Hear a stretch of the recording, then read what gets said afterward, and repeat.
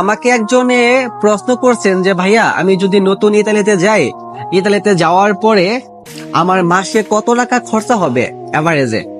মানে উনি বোঝাতে চাচ্ছে যে উনি ইতালিতে নতুন আসলে পরে ওনাকে প্রতি মাসে যে ওনার যে পার্সোনালি খরচা এটা কত টাকা হতে পারে। তো দেখেন ভাই, আপনি যদি ইতালিতে নতুন আসেন তাহলে আপনার প্রথমত একটা বাসা নিতে হবে। একটা বাসা বলতে একটা সিট নিতে হবে।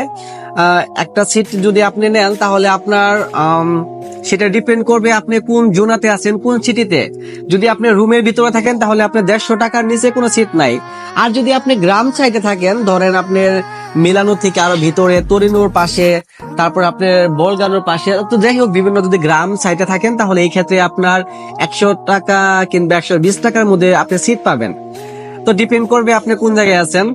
তো ধরেন আপনি 150 টাকায় ধরেন, 150 টাকা হলে আপনার সিট ভাড়া। আর খাবারের মেসে যদি খান তাহলে আরো 100 টাকা অ্যাড করেন মেসে, খাবারের বিল 100 টাকা। তো 100 টাকা আর 150 টাকা, আপনি 250 টাকা।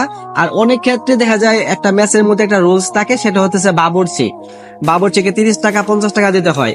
আর যদি ওইখানে যদি আপনার এরকম কোনো প্রবলেম না থাকে, যদি আপনি নিজেরা রান্না করেন তাহলে এই ক্ষেত্রে আপনার ওই টাকা লাগতেছে না।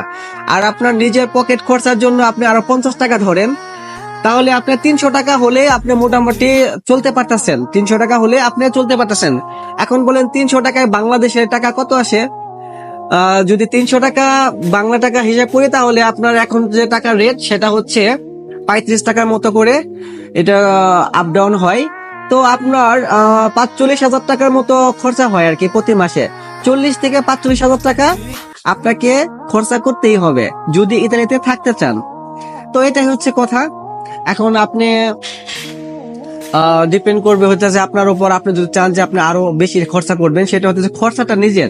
আমি যে খরচাটা বললাম 40 থেকে 45,000 টাকা, এটা আপনাকে মাস্ট একবারে নর্মাল ভাবে, সাধারণ ভাবে যদি মানে জীবনযাপন করতে চান তাহলে এটা আপনাকে লাগবেই। আশা করি আপনি উত্তরটা পেয়েছেন।